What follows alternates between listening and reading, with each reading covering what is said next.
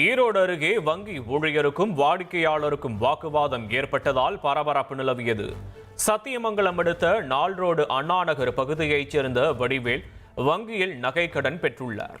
இதில் கடன் தொகைக்கு கூடுதலாக 16,000 ரூபாய் வட்டி கட்டியதாக தெரிகிறது. இதுகுறித்து அவர் தெரிவித்த நிலையில் பணத்தை திருப்பி தருவதாக வங்கி ஊழியர் கூறியுள்ளார். இருப்பினும் பணத்தை திருப்பி தராமல் இழுத்தடித்ததால் வாக்குவாதம் ஏற்பட்டது.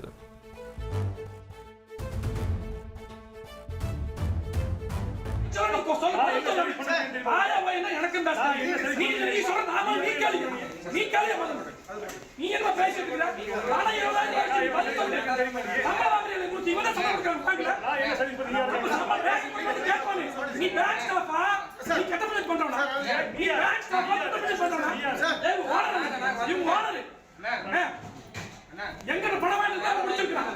அவன் தாலிப்படி வருஷம் பணம் கொடுத்தா நீங்க ஆளாக்கு 20,000 மத்தி தெரிஞ்சுக்கிறீங்க. நீ எதுக்கு நடத்துறீங்க? அப்படி நடத்த கூடாது. அங்க போய் கேளுங்க. அதுதான் ப்ராப்பரா பேங்க் ஸ்டாஃப்னா எல்லாம் பண்ணி கேட்போம். பேங்க் சம்பள பேங்க் தந்தா தாலிப்படி கூட அனுப்பி வச்சிருக்காங்க. 1 வருஷமா நடந்துட்டு இருக்காங்க. 1 வருஷமா நடந்துட்டு இருக்காங்க. 20,000 தாலி பணம் வச்சு போட்டு இன்னைக்கு போ உனக்கு போ அண்ணக்கு போனா இப்ப ஜோனல் ஆபீஸ் நம்பர் கொடுத்தா இப்ப போய் பாக்குறாங்க. 1 வருஷம் இல்ல இங்க இருந்து ஆளக்கட இங்க இருந்தா மேனேஜர் தான் குறை சொல்ல முடியும். இந்த பேங்க்ல யார் தப்பு செஞ்சாலும் மேனேஜர் சொன்னா அங்க சேலம் 20,000 ரூபாய்க்கு சேலம் போனா இந்த இதோட 3